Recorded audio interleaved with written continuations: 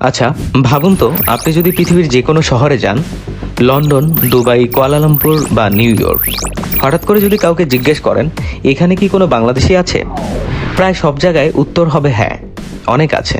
কিন্তু প্রশ্নটা হলো, যদি এই মানুষগুলো একদিন একই লক্ষ্যে একসাথে কাজ করে, তাহলে কি বদলে যেতে পারে পুরো একটা দেশ? আজকের গল্পটা কোনো ভৌতিক গল্প নয়, এটা এক বাস্তব মায়াজালের গল্প। যে মায়াজালের নাম বাংলাদেশের প্রবাসী শক্তি।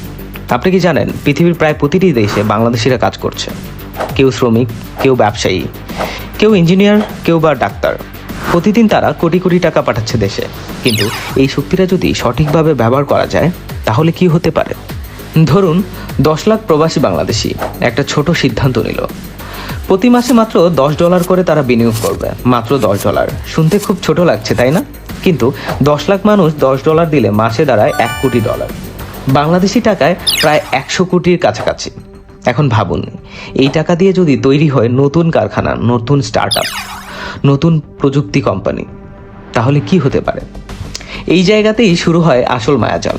কারণ ইতিহাস বলে, একটা দেশকে বদলাতে সবসময় সরকারের দরকার হয় না, কখনো কখনো মানুষই দেশ বদলে দেয়। জাপান, দক্ষিণ কোরিয়া, সিঙ্গাপুর, এই দেশগুলো একদিন গরিব ছিল, কিন্তু তারা একটা কাজ করেছিল, তারা একসাথে কাজ করেছিল। যদি বাংলাদেশের প্রবাসীরা একসাথে কাজ করে, তাহলে হয়তো একদিন এমন একটা সময় আসবে যখন পৃথিবী বলবে, বাংলাদেশে শুধু শ্রমিক পাঠায় না, বাংলাদেশ ভবিষ্যৎ তৈরি করে। কিন্তু একটা প্রশ্ন এখনও রয়ে গেছে, এই শক্তিটা কি কখনো একসাথে ব্যবহার করা যাবে, নাকি এটা শুধু সম্ভাবনাই হয়ে থাকবে? কারণ প্রতিটা বড় পরিবর্তন একটা ছোট সিদ্ধান্ত থেকে শুরু হয়, আর সেই সিদ্ধান্তটা নিতে হয় মানুষকেই।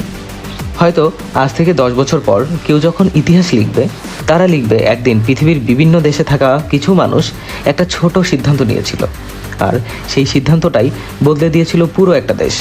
প্রশ্ন শুধু একটাই, সেই গল্পের অংশ আপনি হবেন নাকি শুধু দর্শক হয়ে থাকবেন?